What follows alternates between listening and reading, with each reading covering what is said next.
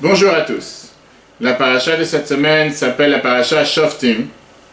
Et en règle générale, majoritairement, cette paracha tombe toujours au début du mois de Elul. Comme cette semaine, nous commençons le mois de Elul avec cette paracha. Et c'est pas par hasard, comme c'est écrit, comme le rapporte le Harizal, que le mot Elul, c'est même l'acronyme de 4 mots qui sont mentionnés dans la paracha de cette semaine en rapport avec les villes de refuge. Ina leyado vesamtilach, le fait qu'il s'est passé, que Dieu a fait en sorte que les choses se passent de telle manière et que finalement une personne a pu tuer sans faire exprès une autre personne.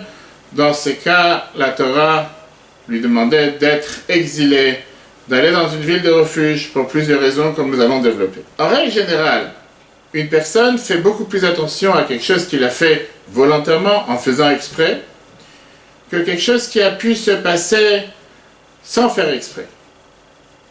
Parfois même appelé homicide involontaire. Personne ne donne pas tellement d'importance ou de considération à quelque chose qu'il n'a pas fait volontairement, ce n'était pas de sa faute. Personne n'a pu dire quelque chose à quelqu'un sans vouloir le blesser. La personne s'est considérée vraiment blessée à cause de ce qui a été dit.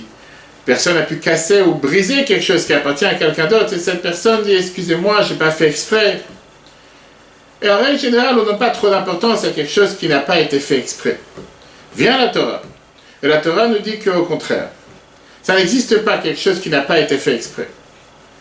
Même dans le cas où quelqu'un il a commis un homicide involontaire et il avait le devoir d'être exilé, d'être envoyé en ville de refuge jusqu'à la mort du grand prêtre, comme on l'a déjà expliqué dans les années précédentes.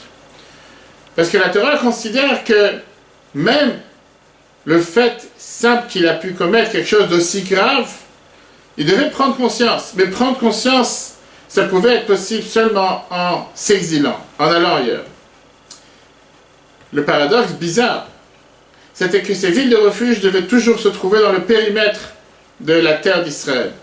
Donc même si quelqu'un a pu commettre un homicide involontaire à des milliers de kilomètres loin d'Israël, sur un autre continent, il avait le devoir de se rapprocher d'Israël pour pouvoir après être exilé dans ces villes de refuge qui étaient autour d'Israël.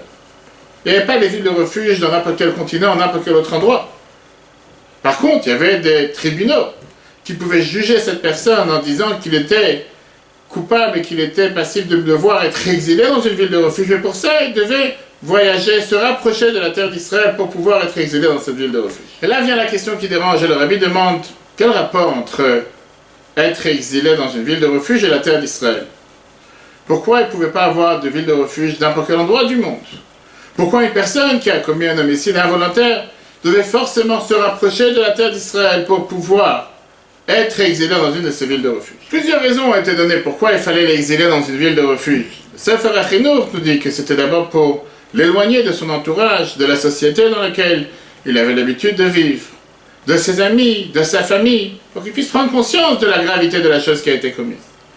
Deuxièmement, c'était pour le protéger aussi, de la famille qui a perdu un être cher, qui ne puisse pas se venger contre lui. Et troisièmement, c'était aussi pour éviter la peine, la souffrance de la famille qui a perdu cet être cher de fréquenter ce tueur, même si c'était involontaire, tous les jours dans la rue, pendant qu'ils font des courses, ou dans différents autres endroits. Le rabbi donne une explication majeure, et le lien qu'il y a entre la paracha, justement, cette histoire des villes de refuge et le mois d'Elul.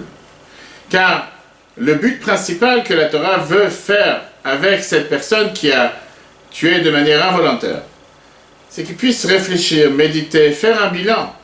C'est-à-dire comment il a pu, même si c'était involontaire, arriver à un tel malheur à travers ses actes. Qu'il puisse rechercher à l'intérieur de lui-même, qu'il puisse prendre conscience de l'importance de la vie et d'essayer de se renforcer, d'essayer de s'améliorer dans son comportement. Et c'est d'ailleurs la raison pourquoi la Torah elle tient qu'un tel bilan ne peut pas être fait à la maison. Il faut pour la peine s'exiler, sortir, puisque par nature un être humain est sociable. Par nature, on dépend tous de la société dans laquelle nous vivons. On sait très bien que ce n'est pas la même chose quand quelqu'un se trouve au bord de la mer avec ses amis et quand il se trouve face au cocktail. On sait très bien que ce n'est pas la même chose quand quelqu'un se trouve dans un cours de Torah ou quand il se trouve en train de boire une boisson avec des autres amis. Le comportement face et en rapport avec les gens avec lesquels nous nous trouvons est totalement différent. Vient la Torah, elle dit, tu sais quoi, pour pouvoir réparer, faire un bilan, pour pouvoir méditer sur la gravité de ce qui vient d'être fait, tu as le devoir de te rapprocher de la terre d'Israël, rapprocher d'un endroit de Kedusha, rapprocher d'un endroit de sainteté. Et c'est là-bas que tu pourras réellement méditer, c'est là-bas que tu pourras réellement réfléchir et prendre conscience de ce qui vient d'être fait, comment faire en sorte que ça ne se repasse plus. Et d'ailleurs, c'est exactement le même message du mois d'Elul. Qu'est-ce que ça veut dire, le mois d'Elul et les villes de refuge? On sait très bien que les villes de refuge représentent aussi les mots de la Torah, les mots de la Tfila, les mots de la prière, l'étude.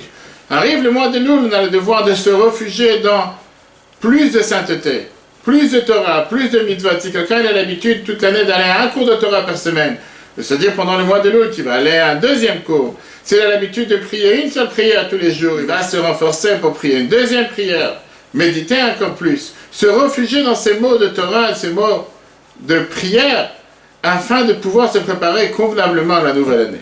Voilà le point commun qu'il y a entre le mois d'Elul, les villes de refuge et la paracha de cette semaine, la paracha Shaftim, qui en règle générale est toujours dans la première semaine ou les premiers jours du mois d'Elul, pour nous dire que on a ce panneau qui crie refuge, pour dire à chacun d'entre nous, maintenant que le mois d'Elul arrive, allons vers le refuge. Apprenons comment se réfugier dans des mots de Torah, des mots de Tfila, des mots de prière, afin de pouvoir prendre sur nous des bonnes résolutions, pour les mettre en application et mériter d'avoir une très bonne et douce année. Très bonne journée à tous, Chodesh Tov, et si Dieu veut, à la semaine prochaine.